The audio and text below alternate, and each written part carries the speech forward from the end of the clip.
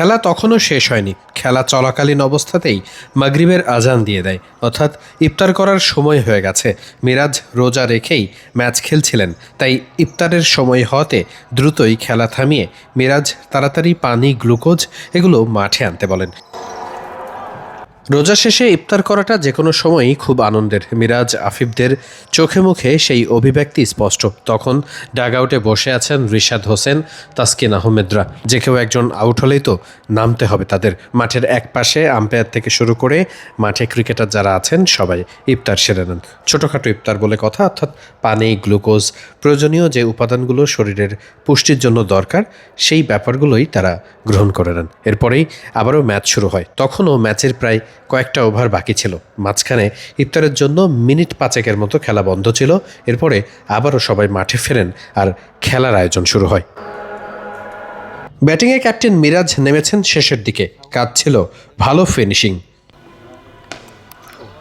বেশ ভালোই খেলেছেন মিরাজ। শেষ পর্যন্ত ব্যাটিংটা করেছেন, দলকে নিয়ে গেছেন 300 রানের কোঠায়, যেটা নিশ্চিত করেই মিরপুরের মতো উইকেটে বেশ ভালো স্কোর।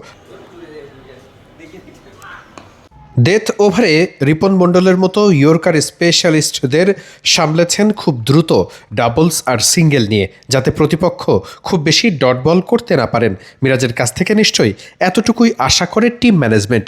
সেটাতে অনেকটাই সফল তিনি প্রস্তুতি ম্যাচে। শেষ ওভারের আগ মুহূর্তে, অর্থাৎ ইনিংসের একেবারে শেষ পর্যায়ে আউট হয়ে যান মিরাজ।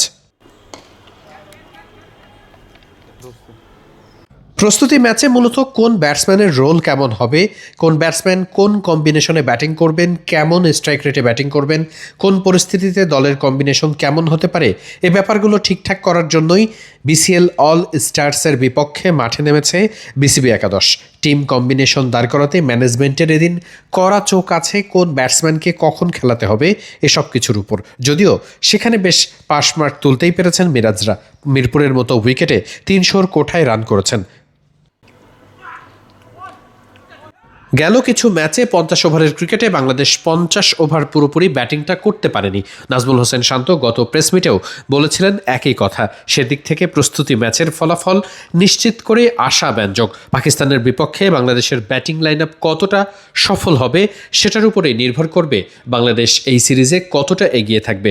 সাইফ হাসান, সৌম্য সরকার, তানজিদ হাসান তামিম কিংবা লিটন কুমার দাসদের ফর্মে ফেরাটাও বড্ড জরুরি। মিরপুর শেরেবাংলা জাতীয় ক্রিকেট স্টেডিয়ামে পাকিস্তানের বিপক্ষে মাঠে নামার আগে যেন একটা ছোটোখাটো ড্রেস রিহার্সালও হয়ে গেল ব্যাটারদের, যেখানে রানটা হলো 300 ঘরে। বিস্তারিত দেখতে চোখ রাখুন মিডফিল্ডের পর্দায়।